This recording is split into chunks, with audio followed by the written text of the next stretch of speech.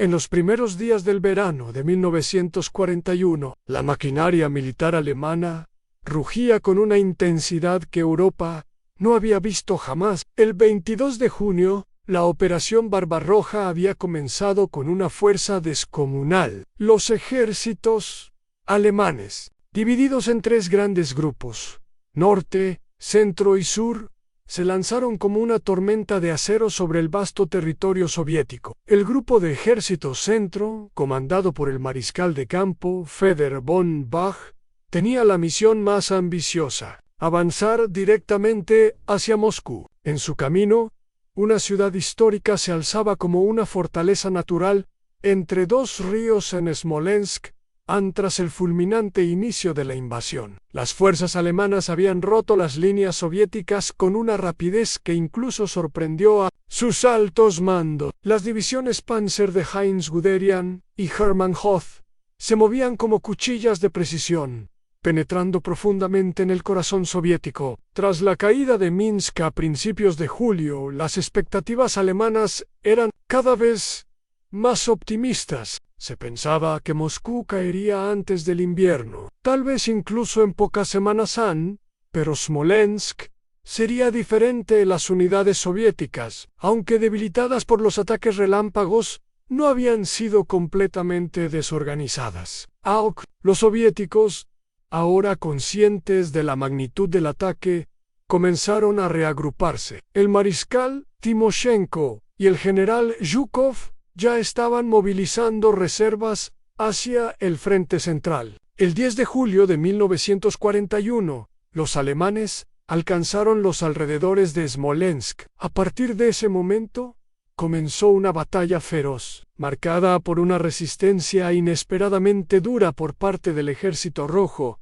A la geografía jugó un papel fundamental. Smolensk estaba situada entre los ríos Dnieper y Dvina Occidental, lo que la convertía en una posición clave. El control de la ciudad abría el camino directo a Moscú, pero también era un punto natural para la defensa. Las tropas soviéticas, aunque todavía mal equipadas en comparación con la maquinaria germana, utilizaron cada colina, bosque y río para frenar el avance enemigo.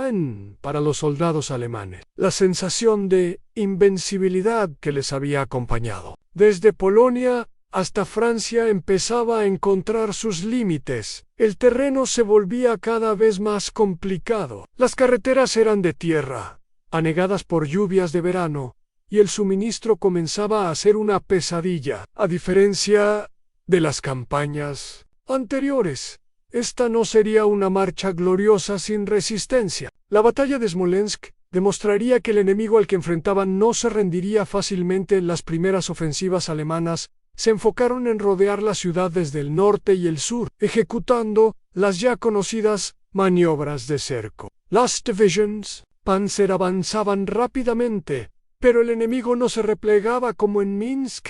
En lugar de huir, las tropas soviéticas se atrincheraban, luchando ferozmente por cada centímetro de terreno. La Luftwaffe mantenía el control del aire, bombardeando constantemente las posiciones soviéticas. Pero los defensores parecía multiplicarse con cada día que pasaba. Uno de los aspectos más sorprendentes para los comandantes alemanes fue la capacidad de los soviéticos para formar nuevas unidades en medio del combate. Aunque sufrían grandes pérdidas, nuevas formaciones aparecían continuamente desde la retaguardia. Lo que al principio parecía una batalla rápida, se estaba transformando en una lucha de desgaste, algo para lo que el alto mando alemán no estaba completamente preparado en ese momento de la campaña. El general Heinz Guderian, al mando del segundo grupo Panzer, presionaba al norte de la ciudad, cruzando el río Dnieper bajo fuego constante. Su objetivo era cerrar el cerco por él, antes de que los soviéticos pudieran retirarse. Al mismo tiempo, el tercero grupo Panzer, liderado por Hoth, hacía lo mismo desde el norte. El plan era claro: repetir la fórmula de éxito que ya había funcionado en otras ciudades. Pero esta vez, el cierre del cerco tomó más tiempo del previsto. Mientras tanto, dentro de Smolensk, los combates se volvían cada vez más encarnizados. Las calles estaban llenas de escombros, y los edificios, muchos de ellos históricos, eran convertidos en fortalezas improvisadas. Las tropas soviéticas usaban cada sótano, cada ventana y cada colina como punto de resistencia. Los combates urbanos no eran algo para lo cual las divisiones Panzer estuvieran preparadas, y eso hizo que la infantería alemana sufriera más de lo esperado. A medida que la batalla se intensificaba, comenzaron a surgir disputas dentro del mando alemán. Algunos generales consideraban que se estaba perdiendo demasiado tiempo en Smolensk. Otros, sin embargo, veían la importancia de destruir por completo las formaciones soviéticas antes de continuar hacia Moscú. Esta indecisión, sumada a la resistencia férrea del enemigo, alargó aún más la operación.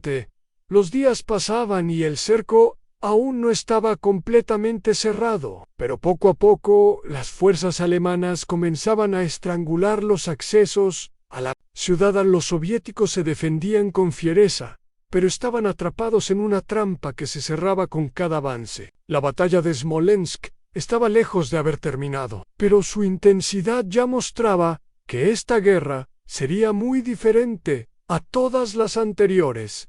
Los días avanzaban con un peso creciente. Era mediados de julio, y la situación en los alrededores de Smolensk se transformaba en un campo de fuego constante. Las fuerzas del grupo de ejércitos centro intensificaban la presión desde múltiples direcciones, decididos a completar el cerco que pondría fin a la resistencia soviética en la región. El segundo grupo Panzer de Guderian se aproximaba desde el sur con rapidez, mientras que el tercero grupo, Panzer de Hoth, avanzaba desde el norte, tratando de enlazarse cerca de Yelnya para encerrar completamente a las tropas soviéticas. Los soviéticos, sin embargo, no estaban dispuestos a rendirse sin más. La ciudad de Smolensk, una de las más antiguas del territorio ruso occidental, se convirtió en un símbolo de resistencia. Su valor estratégico era inmenso, no solo por su ubicación en la ruta hacia Moscú, sino por su capacidad de organización. Los cuarteles y depósitos ubicados en la ciudad daban soporte logístico a toda la región, y perderlo significaba abrir una brecha directa al corazón del país. La lucha se volvió cada vez más brutal. En los bosques cercanos, las unidades de infantería alemanas enfrentaban emboscadas constantes. Grupos de soldados soviéticos, aprovechando el conocimiento del terreno y usando tácticas de guerrilla improvisadas, infligían bajas sorpresivas. Aunque mal armados, su determinación era admirable, y eso impactaba profundamente en los oficiales alemanes que esperaban un enemigo ya derrotado desde Minsk. Mientras tanto, las comunicaciones entre los comandantes alemanes mostraban signos de tensión. Guderian presionaba constantemente para continuar el avance hacia el este una vez cerrado el cerco, argumentando que el tiempo era el enemigo principal. Pero otros generales, incluyendo a von Bach, entendían que dejar fuerzas enemigas intactas en la retaguardia podía ser un error fatal. La discusión sobre si avanzar hacia Moscú de inmediato o eliminar primero las bolsas de resistencia alrededor de Smolensk se intensificaba cada día más. La Luftwaffe, aunque aún dominante en el aire, comenzaba a mostrar signos de desgaste. Las misiones de bombardeo sobre las posiciones soviéticas eran constantes, pero el suministro de combustible, municiones y piezas de repuesto se volvía más complicado a medida que las líneas del frente se alargaban. La distancia desde Alemania se hacía sentir y las improvisaciones logísticas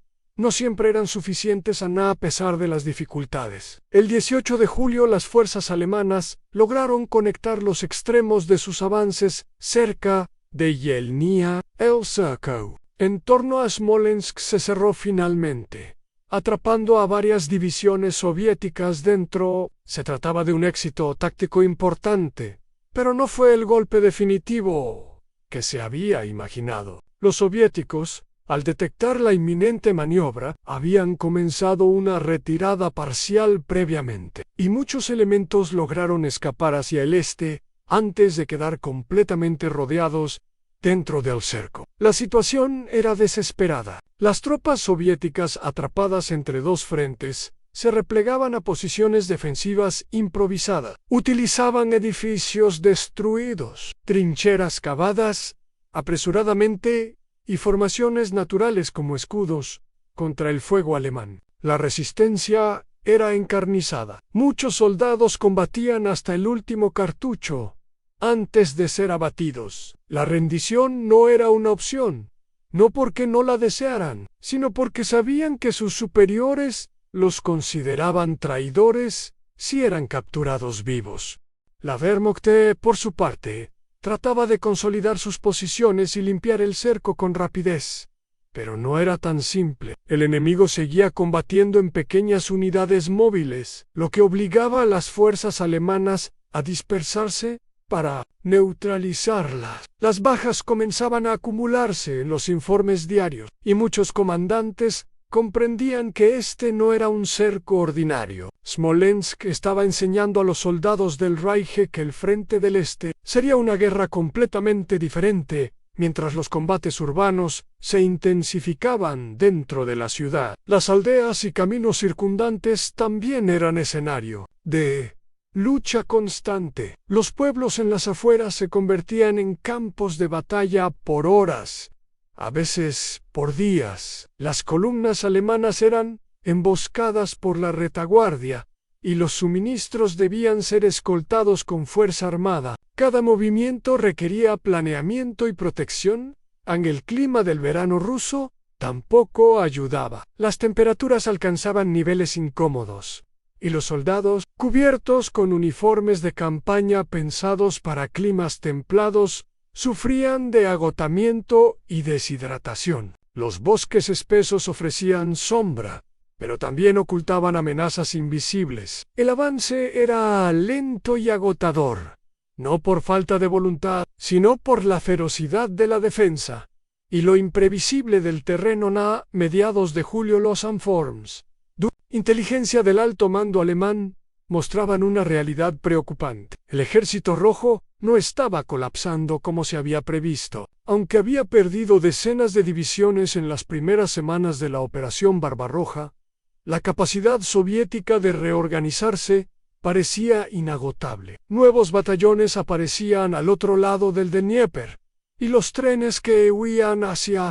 Moscú no solo llevaban heridos, sino también nuevos refuerzos. Además, las comunicaciones interceptadas revelaban que el mando soviético estaba priorizando la defensa de Smolensk con el objetivo claro de frenar el impulso alemán antes del otoño. Las carreteras hacia Moscú pasaban inevitablemente por esta región, y cada día que se ganara en su defensa era una oportunidad para preparar nuevas líneas más al este. Zhukov ya analizaba futuros contraataques, y su presencia en el frente central cambiaba el ánimo de las tropas soviéticas del lado alemán. El tiempo se convertía en una sombra constante. El plan original de tomar Moscú en cuestión de semanas comenzaba a tambalearse. Cada día que pasaba significaba menos margen antes de la llegada del otoño, y peor aún, del invierno ruso. Nadie en el alto mando alemán deseaba repetir la historia de las campañas napoleónicas, pero la realidad se imponía. La operación se estaba alargando peligrosamente. El 20 de julio, con el cerco aún activo, las divisiones alemanas comenzaron la fase más complicada, la eliminación sistemática de las fuerzas atrapadas. La ciudad de Smolensk, rodeada por escombros, columnas de humo y el rugido de los cañones, se convirtió en un infierno para ambos bandos. Las ruinas ardían, y el aire estaba cargado de polvo, hollín y desesperación. Cada calle era una trampa, cada edificio una fortaleza. A pesar de todo, los oficiales alemanes mantenían la esperanza. Creían que, al cerrar completamente el cerco y eliminar a las unidades soviéticas dentro de él, podrían reanudar el avance hacia Moscú antes de que fuera demasiado tarde. La moral, aunque golpeada, seguía siendo alta. Los soldados confiaban en su entrenamiento, su armamento y su disciplina, pero lo que aún no sabían era que Smolensk era apenas el primer gran obstáculo, en un camino que se volvería cada vez más difícil. Al 21 de julio de 1941, la ciudad de Smolensk era un infierno de piedra, humo y fuego. Las fuerzas alemanas, habiendo cerrado el cerco alrededor de la ciudad días antes, se enfrentaban a la difícil y sangrienta tarea de eliminar los núcleos de resistencia soviética atrincherados en sus calles, lo que alguna vez fue un centro urbano tranquilo a orillas del río Dnieper. Ahora era un campo de batalla, donde los cañones tronaban sin descanso y los gritos de combate resonaban entre edificios derrumbados.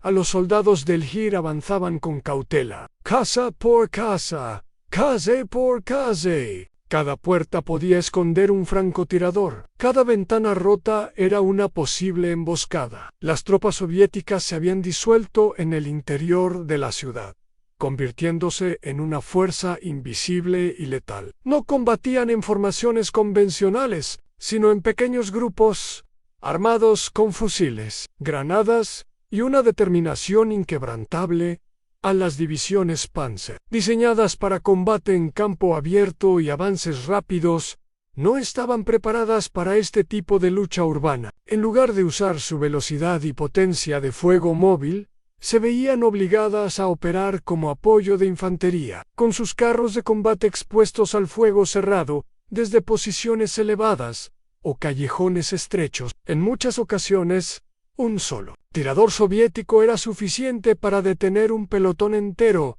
durante horas. La Luftwaffe, aunque con dominio del cielo, redujo sus operaciones sobre la ciudad para evitar bajas entre sus propias tropas. Aún así, los bombarderos ocasionalmente atacaban los barrios periféricos, donde se creía que las fuerzas soviéticas mantenían reservas o puntos de reabastecimiento. El resultado era devastador: manzanas enteras reducidas a ruinas humeantes, con civiles atrapados entre los escombros. Para la población local, la situación era desesperante. Muchos habitantes habían intentado huir antes de que la ciudad fuera rodeada, pero miles quedaron atrapados. Las casas que no habían sido destruidas por el fuego de artillería ahora servían de refugio improvisado para familias enteras. El miedo a quedar atrapado entre los frentes era constante. Algunos civiles, movidos por la desesperación,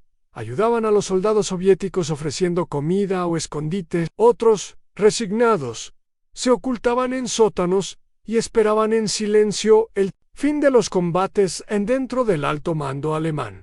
Las discusiones persistían. La batalla de Smolensk, que inicialmente se esperaba como una acción rápida de cerco y destrucción, se estaba transformando en una operación prolongada que absorbía recursos, tiempo y hombres. Guderian, siempre impaciente por avanzar, insistía en que se permitiera a sus unidades seguir hacia el este. Su idea era dejar que la infantería se encargara de limpiar los restos de resistencia, mientras las fuerzas móviles se adelantaban hacia Moscú. Pero von Bock, al frente del grupo de ejército centro, temía dejar enemigos activos a sus espaldas. La orden fue clara: en Smolensk debía ser tomada completamente antes de cualquier nuevo avance.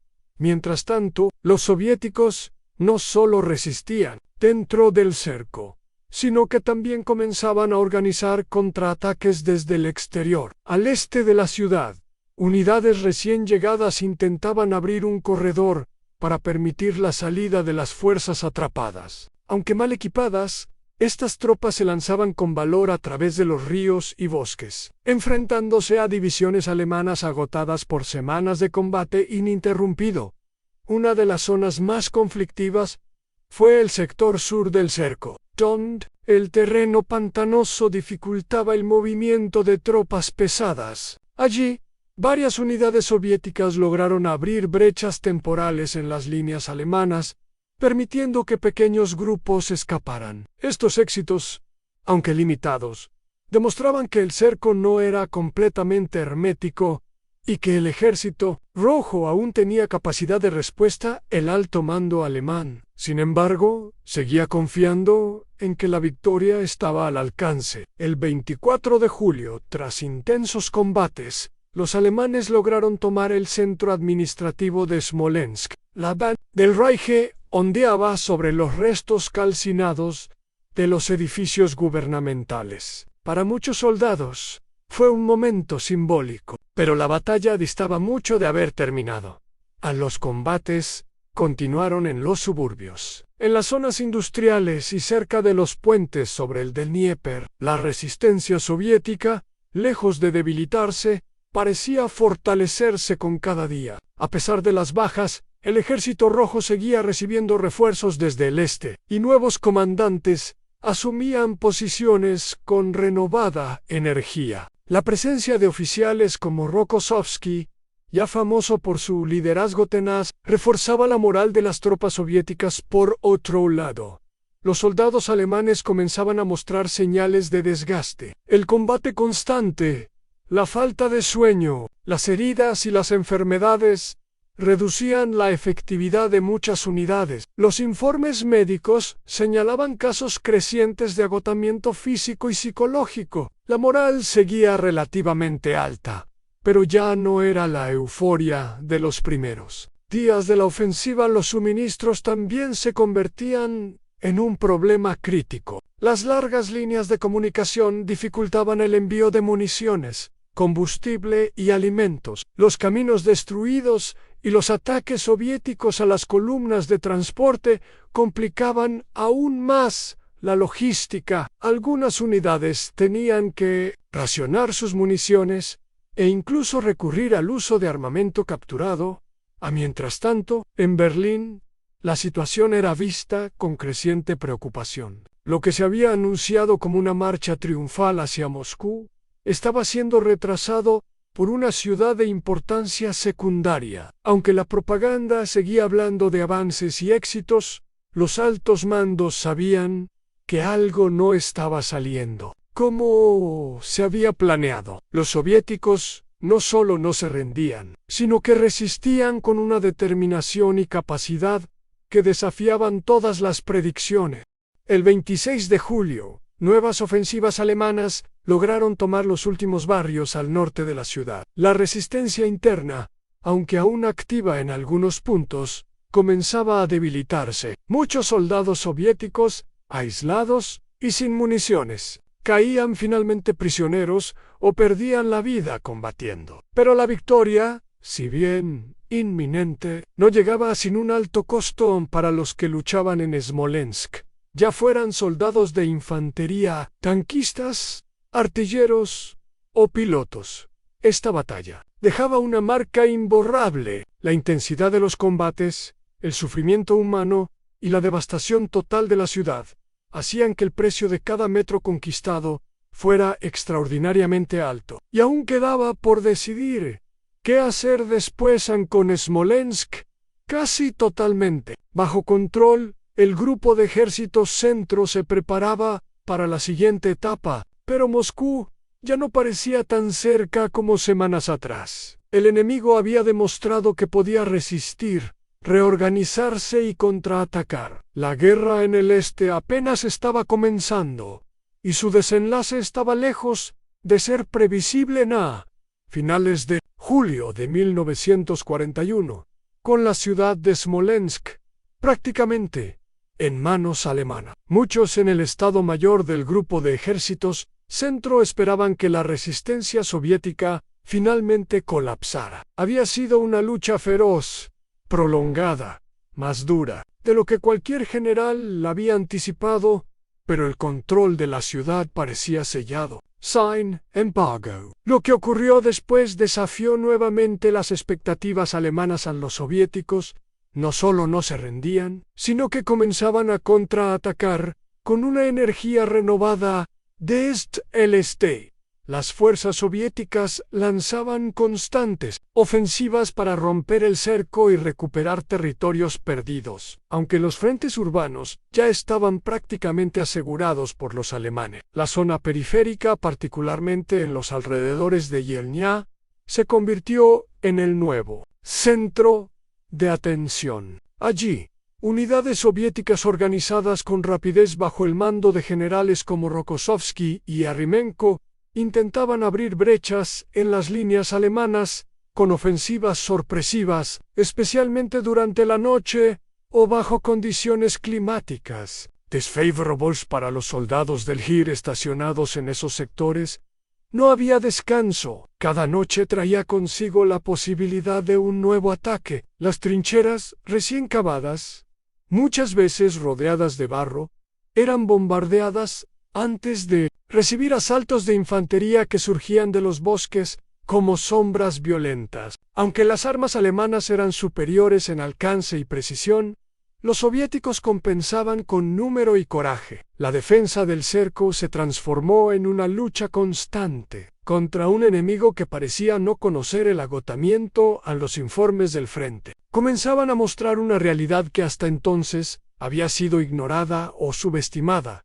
El Ejército Rojo era capaz de aprender de sus errores. Los primeros meses de la Operación Barbarroja habían sido un desastre logístico y táctico para la Unión Soviética. Sin embargo, en Smolensk, los alemanes se enfrentaban por primera vez a un adversario que no solo resistía, sino que adaptaba sus estrategias. Ya no era solo una lucha de masas humanas contra tecnología superior. Ahora había maniobras, engaños, contraataques planeados y una coordinación que sorprendía a los observadores.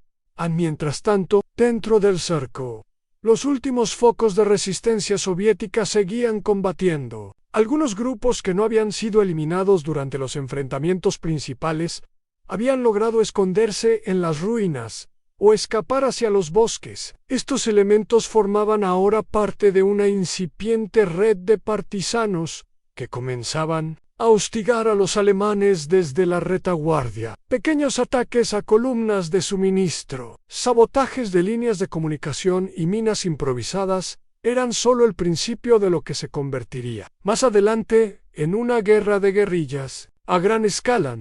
El 30 de julio, el alto mando alemán ordenó una ofensiva limitada para asegurar la región de Yelnya y consolidar el cerco. Las tropas alemanas avanzaron una vez más, pero lo que encontraron no fue un enemigo en retirada, sino trincheras bien defendidas, apoyadas por artillería pesada. En varias ocasiones, la Luftwaffe intervino para intentar abrir paso, pero los resultados eran limitados. Los soviéticos habían aprendido a camuflar sus posiciones, a usar la noche como aliada y a dispersar su artillería para dificultar los bombardeos aéreos a Guderian. Aunque frustrado por los retrasos, entendía la necesidad de asegurar la región antes de cualquier avance adicional hacia Moscú. Sin embargo, las constantes disputas internas dentro del alto mando hacían que las decisiones se retrasaran, y eso jugaba a favor del enemigo. Cada día que pasaba era un día más que Stalin tenía para reforzar la defensa de la capital. Desde Moscú, el Kremlin recibía informes diarios sobre la situación en Smolensk. Stalin, que en un principio había desconfiado profundamente de sus generales, comenzaba ahora a confiar en los que demostraban determinación bajo fuego. Angukov, por ejemplo, que había sido trasladado al frente para coordinar la defensa, emergía como una figura clave. Su habilidad para reorganizar tropas bajo presión, distribuir refuerzos con rapidez y resistir sin ceder terreno fue fundamental para frenar el impulso alemán. Mientras tanto, en las zonas rurales alrededor de Smolensk, el conflicto se volvía cada vez más complejo. La población civil se encontraba atrapada entre dos fuegos. Muchos aldeanos eran obligados a colaborar con los alemanes por miedo a represalias, mientras que otros apoyaban a los soviéticos en secreto. En varias ocasiones, los informes de inteligencia alemana indicaban que granjeros aparentemente neutrales habían alertado a los partisanos sobre movimientos de tropas. Esta mezcla de lealtades creaba un ambiente de tensión permanente en el que nadie se sentía seguro inicios 2 de agosto. La situación estratégica comenzaba a preocupar a Hitler. El plan inicial de tomar Moscú antes del otoño parecía cada vez más difícil de cumplir. Aunque Smolensk había sido técnicamente capturada, las bajas alemanas eran considerables y el frente aún no se había estabilizado. Las reservas alemanas eran limitadas y el desgaste comenzaba a notarse. Hitler, presionado por diferentes frentes, incluyendo el avance hacia Ucrania en el sur y las dificultades logísticas en el norte, dudaba entre mantener la presión sobre Moscú o redirigir el esfuerzo hacia objetivos secundarios. La indecisión se reflejaba en el campo de batalla. Las órdenes cambiaban de un día a otro. Algunas unidades eran retiradas del frente para ser enviadas a otros sectores, dejando huecos que los soviéticos aprovechaban. Esta falta de claridad estratégica era un lujo que Alemania no podía permitirse en un conflicto de esta magnitud. En el 5 de agosto, los soviéticos lanzaron una contraofensiva masiva en el saliente de Yelnya. Esta fue una de las primeras grandes ofensivas planificadas por el Ejército Rojo desde el inicio de la guerra. Aunque no lograron destruir las unidades alemanas en la zona, sí provocaron importantes bajas y obligaron a los alemanes a retroceder parcialmente. Fue una señal clara. El Ejército Rojo estaba comenzando a recuperar la iniciativa. El resultado inmediato fue que los alemanes no solo no pudieron avanzar hacia Moscú desde Smolensk como esperaban, sino que tuvieron que adoptar una postura defensiva para proteger lo que ya habían ganado. La batalla de Smolensk no solo había consumido tiempo y recursos valiosos, sino que también había revelado una verdad incómoda. La guerra contra la Unión Soviética sería larga, sangrienta y mucho más compleja de lo previsto, y aunque el mapa todavía mostraba avances territoriales alemanes, la moral del enemigo no había sido quebrada. De hecho, salía fortalecida. Smolensk había demostrado al pueblo soviético que era posible resistir, que el enemigo, aunque poderoso, no era invincible. Y eso cambiaría el curso de toda la guerra Han. En los primeros días de agosto de 1941, la ciudad de Smolensk se había convertido en un símbolo del costo de la guerra. Aunque las fuerzas alemanas habían logrado capturarla, el precio había sido alto. Las ruinas humeantes, los cadáveres aún sin enterrar y el silencio entre las calles destruidas no contaban una historia de victoria absoluta, sino de resistencia encarnizada. Y lo más preocupante para el mando alemán era que, lejos de quebrar al Ejército Rojo, la batalla había servido como catalizador para su reorganización. El grupo de Ejército Centro, exhausto tras semanas de combates, ya no era el mismo que había cruzado el Bug occidental en junio con aire de invencibilidad. Las divisiones Panzer habían perdido una proporción importante de sus vehículos por desgaste, minas, fallos mecánicos o fuego enemigo. Las unidades de infantería también sufrían a los regimientos, que habían iniciado la operación con miles de hombres. Ahora marchaban con filas reducidas, muchos reemplazados por soldados sin experiencia. El ambiente en los puestos de mando alemanes era de tensión creciente. El general Heinz Guderian seguía presionando para retomar el avance hacia Moscú lo antes posible, temiendo que cada día de retraso beneficiara al enemigo. Pero las instrucciones desde Berlín eran cada vez más contradictorias. Hitler, a desconfiar de sus generales de campo, creyendo que algunos estaban exagerando los riesgos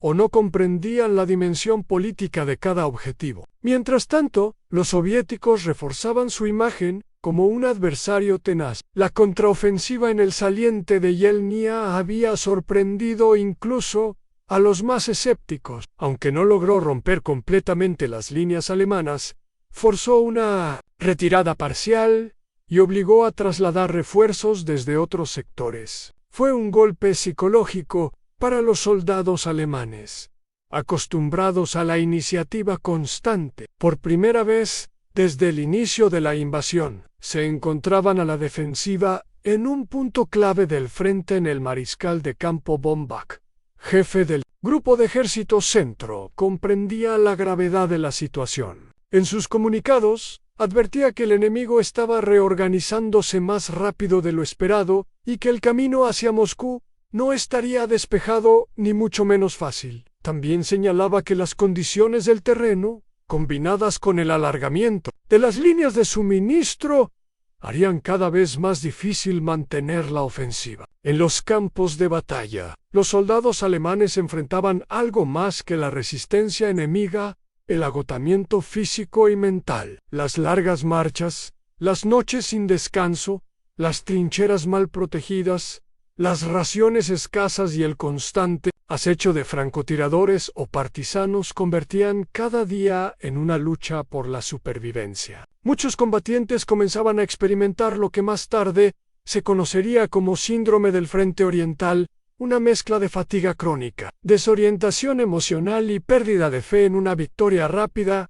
Los soviéticos, por su parte, seguían reforzando sus líneas. A pesar de las pérdidas enormes sufridas desde junio, el Estado soviético movilizaba nuevas divisiones, armadas con lo que estuviera disponible, y las lanzaba al frente. Las fábricas del interior, trasladadas apresuradamente hacia el este, para evitar ser capturados, comenzaban a producir con intensidad. Los trenes llevaban suministros y hombres hacia el frente central. Y por primera vez desde el inicio de la guerra, las fuerzas de Stalin mostraban signos de recuperación estructural.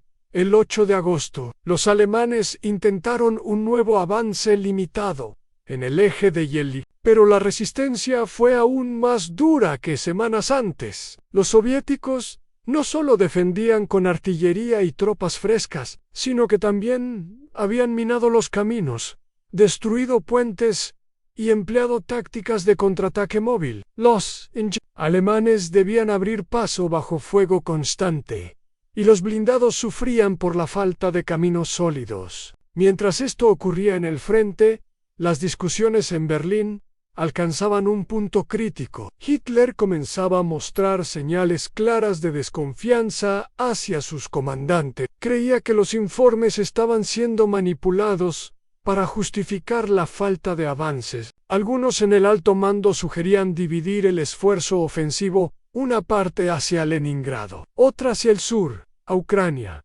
y solo más adelante retomar el impulso hacia Moscú. Esta dispersión estratégica provocó el primer gran error político-militar del conflicto en subestimar la necesidad de concentrar fuerzas en un solo objetivo decisivo. Del lado soviético, los mensajes enviados desde Smolensk comenzaban a transmitir esperanza. La resistencia heroica en la ciudad, aunque no logró impedir su caída, se transformó en una fuente de moral para toda la nación. La prensa soviética comenzaba a hablar de la firmeza de Smolensk, presentando a sus defensores como ejemplos de sacrificio y entrega. La ciudad se convirtió en un símbolo de resistencia, similar a lo que más tarde sería Leningrado o Stalingrado, y era más que propaganda. Los informes del NKV demostraban que tras Smolensk, el pueblo soviético había empezado a aceptar que la guerra sería larga. Ya no se trataba de una invasión breve, que sería contenida rápidamente,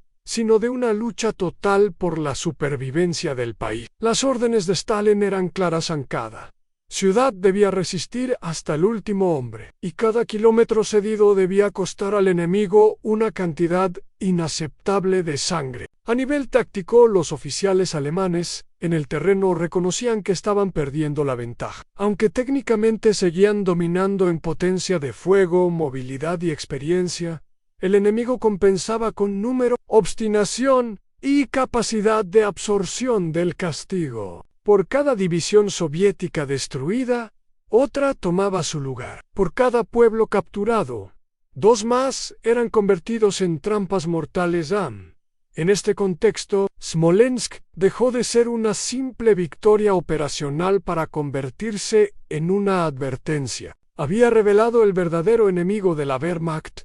No era solo el ejército rojo, sino el tiempo, el clima, la distancia, la logística insuficiente y, sobre todo, la voluntad inquebrantable de una nación decidida a resistir hasta el final. A mediados de agosto de 1941, la euforia inicial del grupo de ejércitos centro se había desvanecido. Smolensk estaba en manos alemanas. Sí, pero la victoria tenía un sabor amargo. Había costado decenas de miles de bajas, semanas de retrasos y sobre todo una gran erosión en el impulso ofensivo que había caracterizado las primeras semanas de la Operación Barbarroja. Y lo más preocupante era que el enemigo, lejos de estar roto, parecía aún más dispuesto a luchar. El alto mando alemán comenzaba a reconocer lo evidente: la conquista de Smolensk no había traído consigo el colapso del frente soviético. No hubo pánico masivo, ni rendición, ni una apertura clara hacia Moscú. En lugar de eso, se enfrentaban ahora a una serie de líneas defensivas sucesivas, cada vez más organizadas, respaldadas por una población movilizada y una industria que, aunque desplazada hacia el este, ya comenzaba a mostrar resultados tangibles. Dentro del Estado Mayor del grupo de ejércitos centro, las tensiones aumentaban. Algunos comandantes, como Guderian, insistían en avanzar sin descanso hacia Moscú, argumentando que el tiempo era el enemigo más peligroso. Otros, como von Bach, advertían que hacerlo sin consolidar completamente la retaguardia sería arriesgarlo todo en un momento crítico. Mientras tanto, desde Berlín, Hitler daba instrucciones contradictorias. Por momentos, ordenaba avanzar con fuerza. En otros, pedía prudencia y desvío de recursos hacia Ucrania. Al sur, esta indecisión tuvo efectos devastadores sobre el terreno. Las tropas alemanas comenzaron a sentir que no había una dirección clara. En algunos sectores, se les ordenaba avanzar; en otros, retroceder para reforzar posiciones. La iniciativa, que había sido la clave del éxito alemán desde 1939, comenzaba a desintegrarse en una maraña de órdenes mal coordinadas. Los soviéticos, por su parte, detectaron esta incertidumbre. A pesar de que habían perdido la ciudad de Smolensk, comprendieron que el enemigo estaba detenido. Era una pausa costosa que debía aprovecharse. Stalin y sus generales lanzaron nuevas órdenes: fortificar todo el camino hacia Moscú, cavar trincheras, construir obstáculos antitanques, minar caminos y convertir cada bosque y cada aldea en un punto de resistencia. Zhukov, que ahora desempeñaba un papel cada vez más activo en la defensa del frente central, fue clave en esta reorganización. No solo entendía la importancia estratégica de cada colina y cruce de ríos, sino que además sabía cómo inspirar a sus subordinados. Era duro, exigente, pero también realista. Y en un ejército aún traumatizado por las purgas de los años 30, eso era suficiente para que muchos oficiales volvieran a creer en la victoria.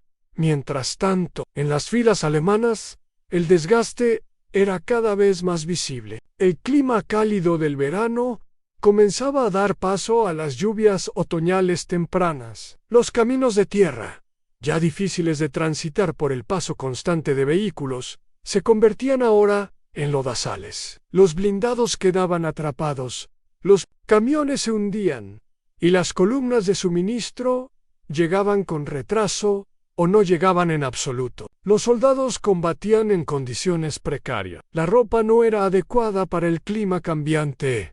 Las botas se rompían, las armas se encasquillaban con el barro, los heridos esperaban días antes de ser evacuados. Las cartas desde casa hablaban de una guerra que se suponía corta, pero ellos sabían la verdad. Esto era algo completamente distinto a lo vivido en Francia o Polonia. Era una guerra de resistencia, de desgaste, de aniquilación lenta. A pesar de las dificultades, Las unidades alemanas aún conservaban una gran capacidad ofensiva, pero la moral comenzaba a mostrar grietas. Muchos soldados escribían en sus diarios o cartas que la guerra no se parecía en nada a lo que les habían dicho. Otros simplemente dejaban de esperar el fin próximo del conflicto. Había resignación, cansancio y una creciente desconfianza hacia los altos mandos en el frente de Smolensk. Los combates no cesaban por completo. A pesar de que la ciudad estaba bajo control alemán, los alrededores eran constantemente hostigados por partisanos y unidades regulares soviéticas que operaban como guerrilla. Las carreteras eran atacadas por sorpresa, los puentes volados y los trenes descarrilados. Era una guerra invisible, pero mortal. Cada movimiento requería escolta. Cada patrulla era una posible trampa para enfrentar esta nueva amenaza. La Wehrmacht comenzó a destinar unidades especializadas en seguridad y contrainsurgencia. Sin embargo, eso significaba quitar recursos del frente principal, debilitando aún más la fuerza disponible para un eventual avance hacia Moscú. La guerra se alargaba no solo por la resistencia enemiga, sino también por la necesidad de mantener bajo control lo ya conquistado. El 15 de agosto, en uno de los movimientos más simbólicos, Hitler emitió una orden que cambió radicalmente el rumbo de la campaña. La ofensiva principal sería redirigida hacia el sur, hacia Kiev, para asegurar el flanco del grupo de ejércitos centro. Moscú quedaba por el momento relegada. Era una decisión basada en razones estratégicas y logística, pero muchos la vieron como una renuncia parcial al objetivo principal. Guderian se opuso firmemente a la orden, pero fue obligado a cumplirla. Sus divisiones Panzer giraron hacia el sur, dejando el eje de Smolensk en manos de unidades más lentas y menos blindadas. Esta dispersión de fuerzas debilitó aún más cualquier posibilidad de un avance decisivo inmediato hacia Moscú. Y mientras tanto, el enemigo aprovechaba cada minuto ganado en Moscú.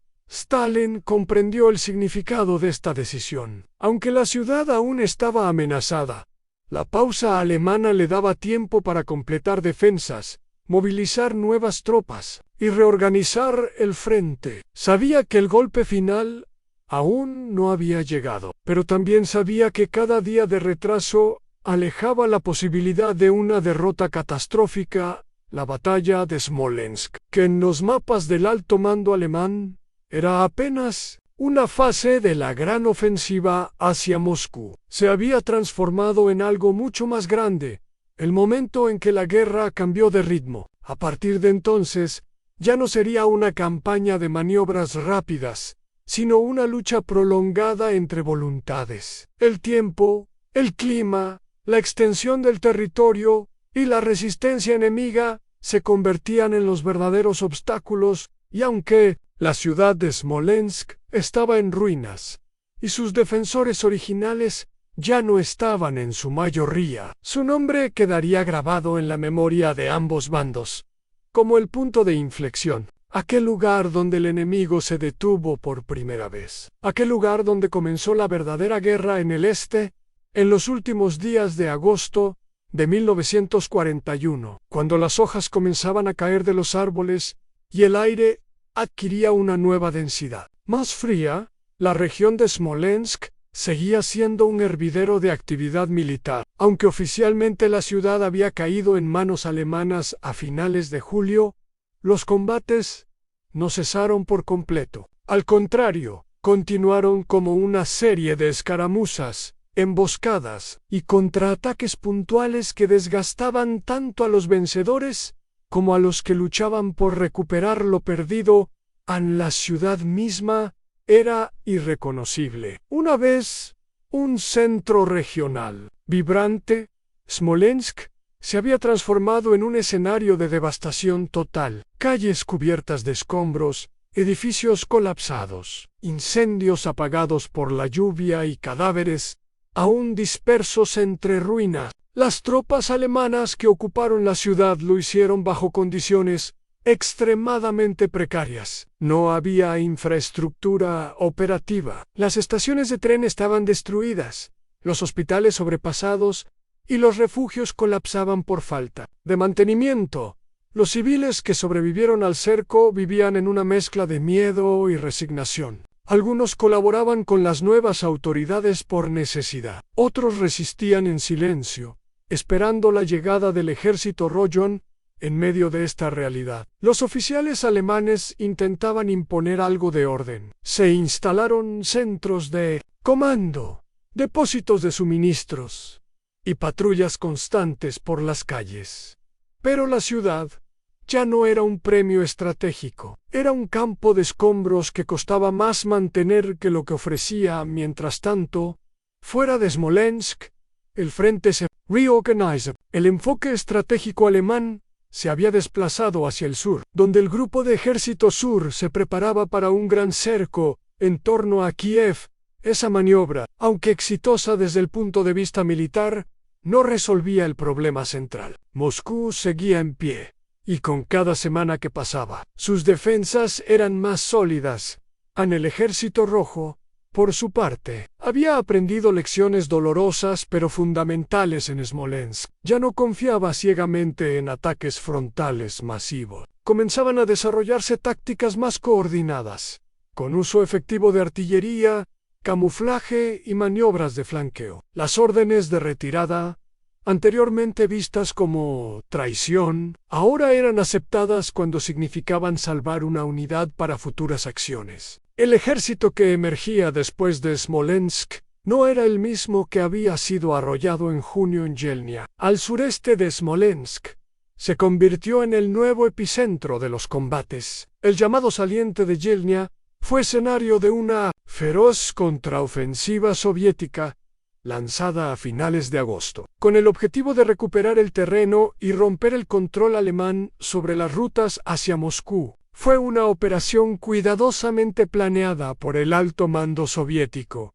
y ejecutada con una coordinación que sorprendió incluso a los alemanes más experimentados.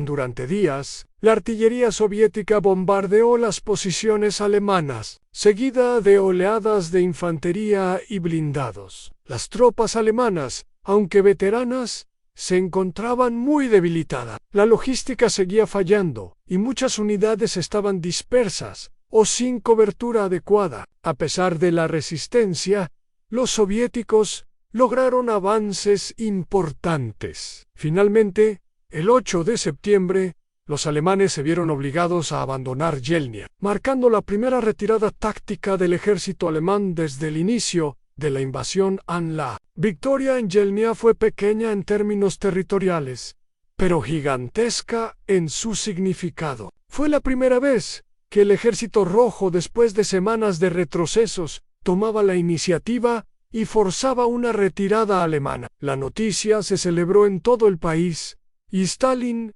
autorizó la creación de las primeras guardias del ejército rojo, unidades condecoradas por su valentía y efectividad en combate. Era un reconocimiento moral y simbólico, pero también un mensaje al pueblo soviético de que la guerra podía ser ganada del lado alemán. La retirada de Yelnya fue recibida con incredulidad y enojo. Algunos oficiales minimizaban la pérdida como un reajuste táctico, pero otros comprendían el verdadero problema.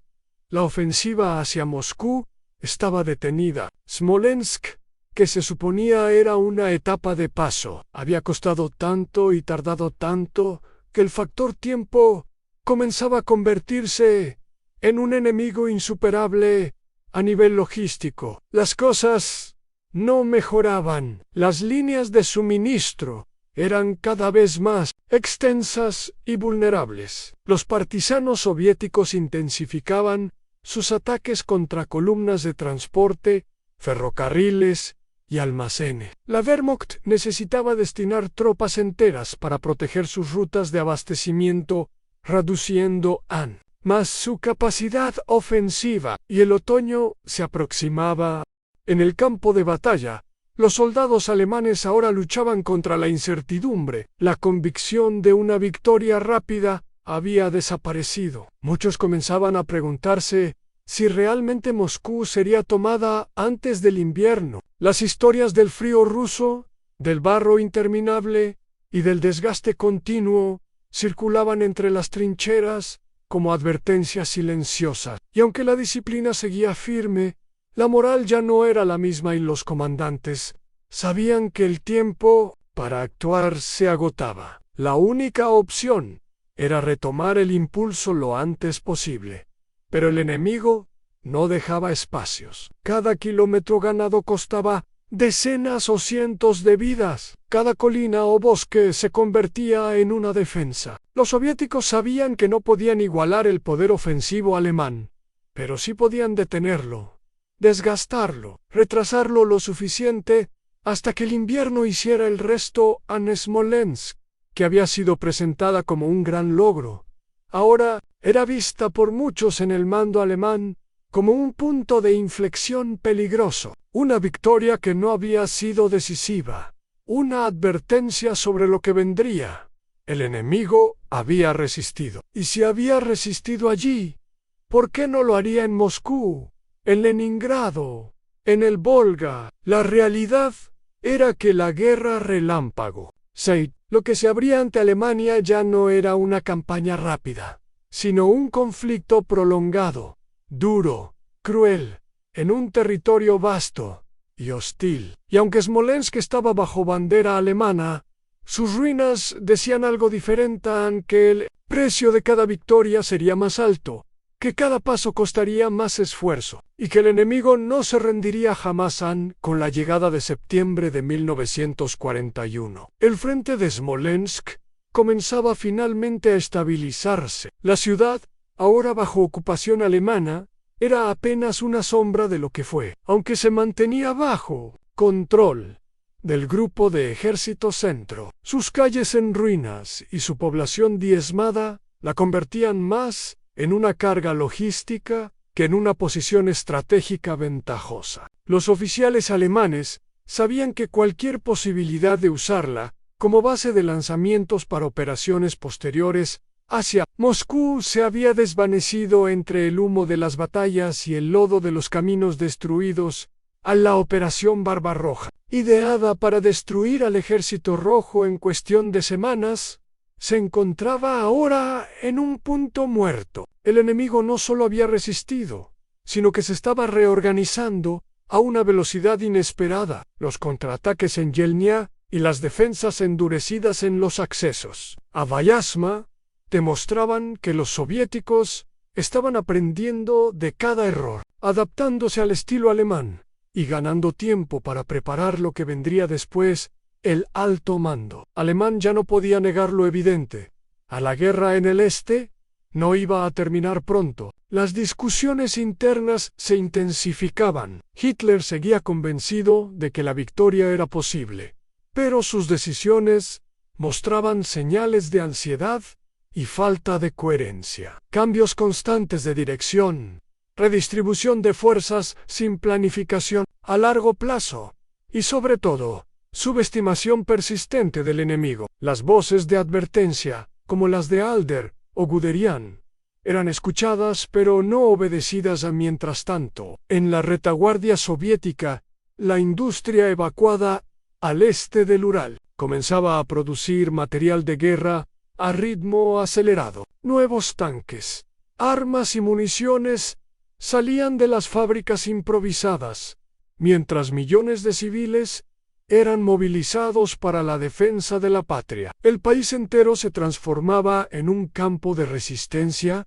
donde cada ciudadano era parte del esfuerzo de guerra. Las pérdidas humanas eran gigantescas, pero la determinación no flaqueaba. Para los soldados alemanes estacionados en Smolensk y sus alrededores, la sensación era de desgaste constante. Ya no existía la ilusión de un retorno rápido. Muchos comenzaban a preparar refugios para el invierno. Se cavaban posiciones reforzadas, se buscaban casas intactas para cuarteles y se almacenaban suministros en previsión de los fríos que ya se sentían en las noches. Era la confirmación de una realidad temida en Iván, a pasar el invierno en Rusia. Los ataques de partisanos se volvieron rutina diaria. Emboscadas, minas en los caminos, sabotajes a los depósitos de municiones y comunicaciones cortadas eran parte del nuevo frente invisible. Era una guerra sucia, sin líneas definidas, donde el enemigo no vestía uniforme y se ocultaba entre la población. Los oficiales alemanes sabían que cada kilómetro ganado requería ahora el doble de esfuerzo para ser mantenido en Moscú. Stalin recibía informes que, por primera vez, le ofrecían espacio para maniobrar. Había logrado detener al enemigo en múltiples frentes, y aunque las pérdidas eran monumentales, la capital aún estaba libre. Los trenes seguían llegando con refuerzos, y las fortificaciones se extendían día y noche alrededor de la ciudad. El mensaje era claro: si el enemigo intentaba llegar a Moscú, tendría que hacerlo a través de una muralla de fuego, acero y cuerpos en Smolensk. En este contexto, quedaba como un punto fijo entre pasado y futuro, un lugar donde la Wehrmacht había saboreado su primera victoria amarga, un sitio donde el Ejército Rojo aprendió a resistir y contraatacar. La ciudad, destruida y marcada por la muerte, se transformó en símbolo de algo más profundo, el principio del cambio de ritmo en la guerra.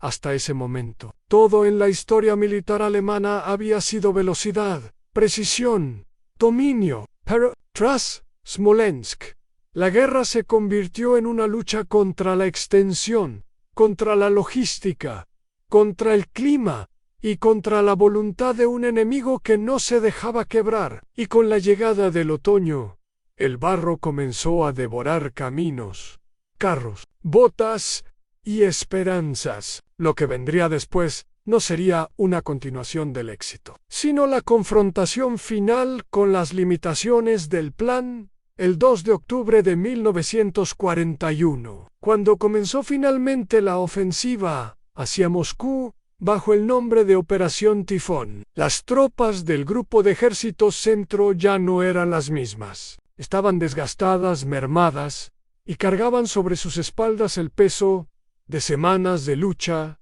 en Smolensk. A pesar de lograr nuevos avances y cercos como el de Vyazmo-Bryansk, la ofensiva hacia la capital llegaría demasiado tarde. El invierno, tan temido y tantas veces ignorado por los estrategas alemanes, llegaría antes que la victoria en Smolensk. Meses después, seguiría allí arrasada, silenciosa, cubierta de nieve, pero libre del olvido. Para los soviéticos, era el lugar donde comenzó la defensa nacional. Para los alemanes, el punto donde descubrieron que no todo podía ser conquistado con rapidez. Una ciudad donde se encontraron dos voluntades opuestas, la del rayo y la del muro, y donde el muro no se rompió. En la historia juzgaría la batalla de Smolensk, no por su resultado inmediato, sino por lo que reveló. Fue allí, en esa ciudad rodeada de ríos y bosques, donde se rompió la ilusión de una guerra corta, donde el enemigo mostró su alma resistente, donde comenzó verdaderamente la larga guerra en el este.